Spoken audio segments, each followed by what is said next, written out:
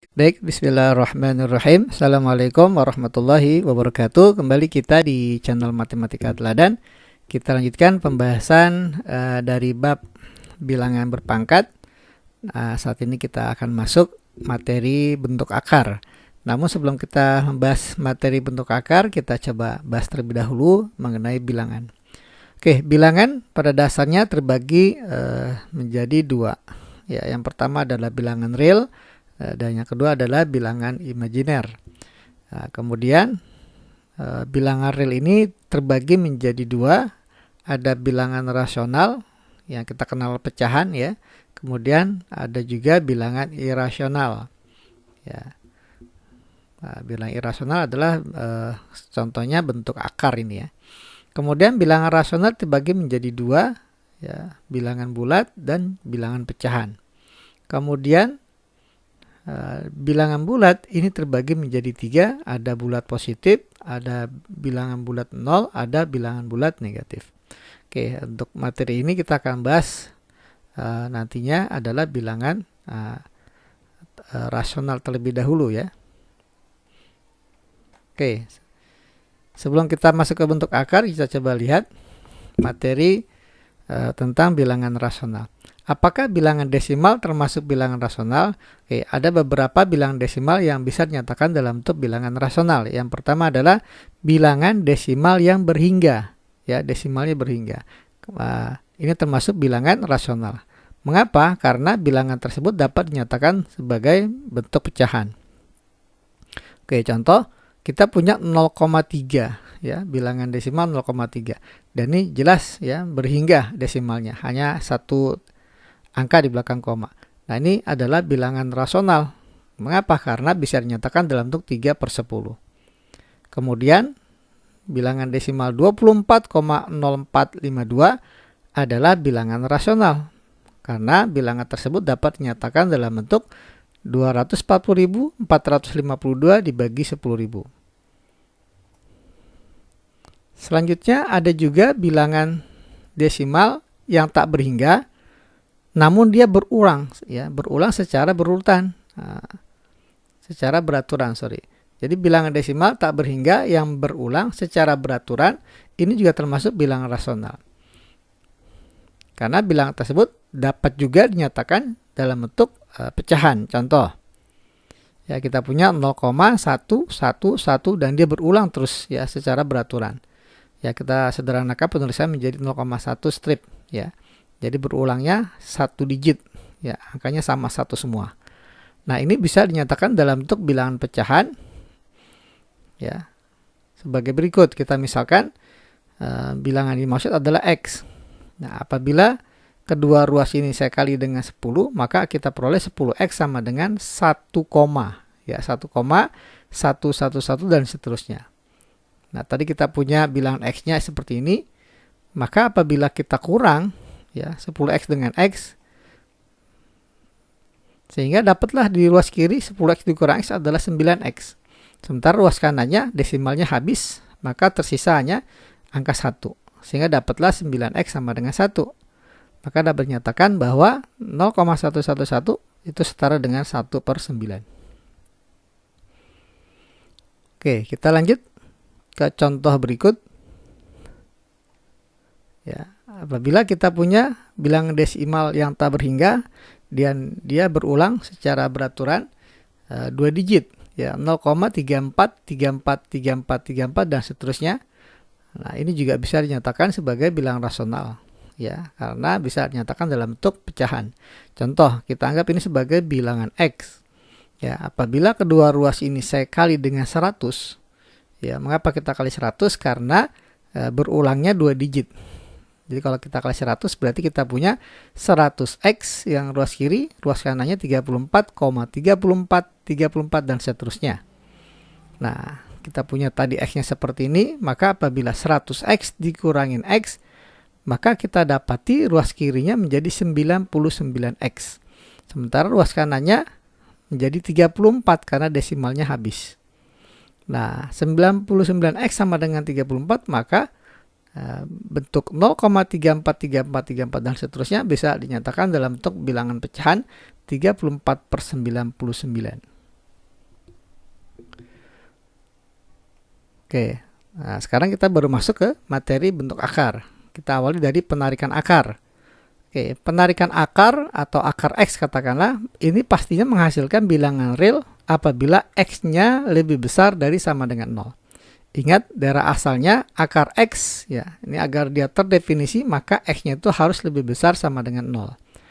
Jadi nilai akar X adalah positif, ya, untuk X-nya lebih besar 0.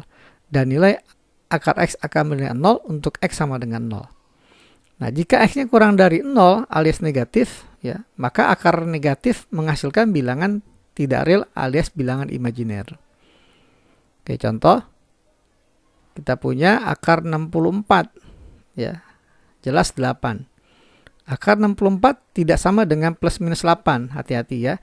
Jadi akar 64 seperti di definisi ini, akar X adalah positif untuk X lebih besar 0. Jadi kalau seandainya dalam akarnya ini positif, maka pastinya hasil akarnya positif. Berbeda dengan apabila kita mempunyai persamaan X kuadrat sama dengan 64. Ya, maka nilai X-nya itu bisa plus, bisa min dari akar 64. Mengapa? Karena kalau seandainya kita kuadratkan, ya, yang hasilnya 64 tidak hanya plus akar 64, tapi juga min akar 64 kalau dikuadratkan hasilnya 64. Ya, jadi kalau seandainya kita punya startnya, ya, dimulai dari X kuadrat sama dengan 64, maka X-nya ada dua kemungkinan, bisa plus, bisa min dari akar 64. Maka didapat X-nya adalah plus minus 8. Ya, jadi soal pertama dan kedua ini berbeda. Ya, kalau soal yang pertama jelas ditanya adalah akar. Tapi soal kedua ditanya kita punya persamaan, maka nilai atau solusi dari persamaan ini yang memenuhi adalah bisa 8, bisa min 8.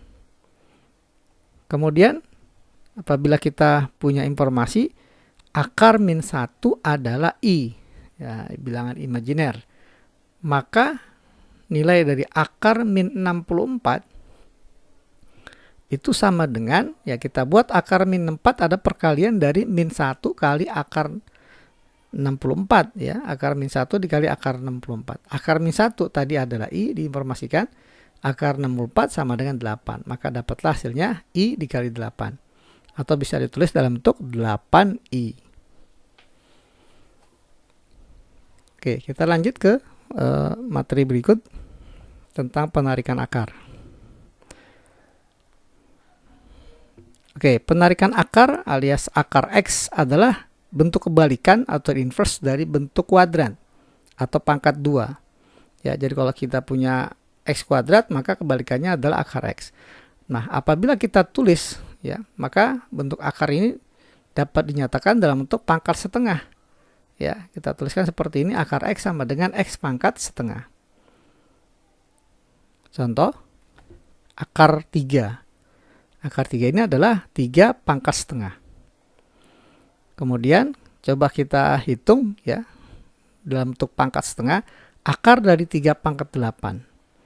Kita tahu bahwa tadi kalau akar adalah pangkat setengah, berarti akar 3 pangkat 8 menjadi 3 pangkat 8 dipangkatkan setengah. Nah, di video sebelumnya kita sudah belajar tentang sifat bentuk pangkat, ya.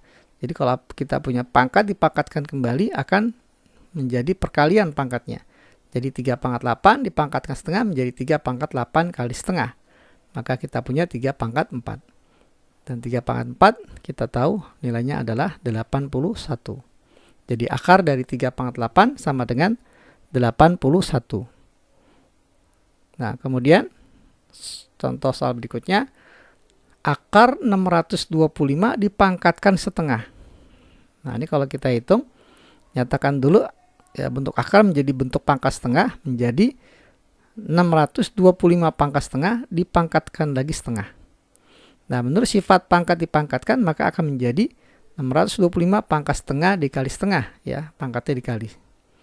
Maka akan menjadi 625 pangkat 1/4. Nah, kita tahu bahwa 625 juga merupakan bilangan pangkat, yakni bilangan 5 pangkat 4. Jadi 5 pangkat 4 dipangkatkan lagi 1/4, maka kita dapati dengan menggunakan sifat bentuk pangkat, ya, dipangkatkan kembali menjadi 5 pangkat 4 dikali 1/4.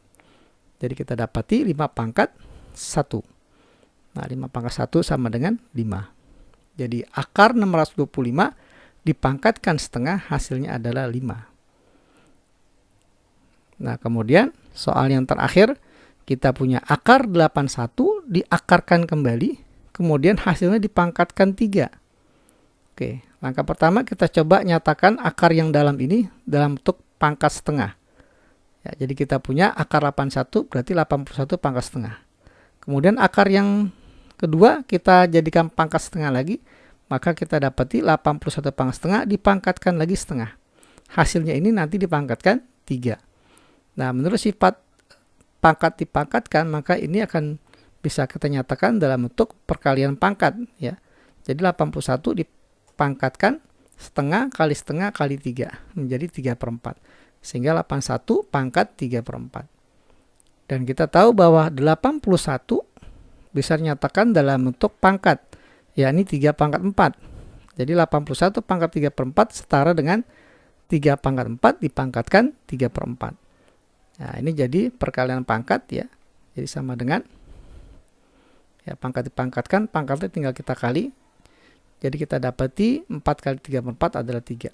Jadi hasilnya 3/3. Nah, ini kalau kita hitung didapat 27. Oke, sampai di sini untuk materi perdana, untuk materi bentuk akar.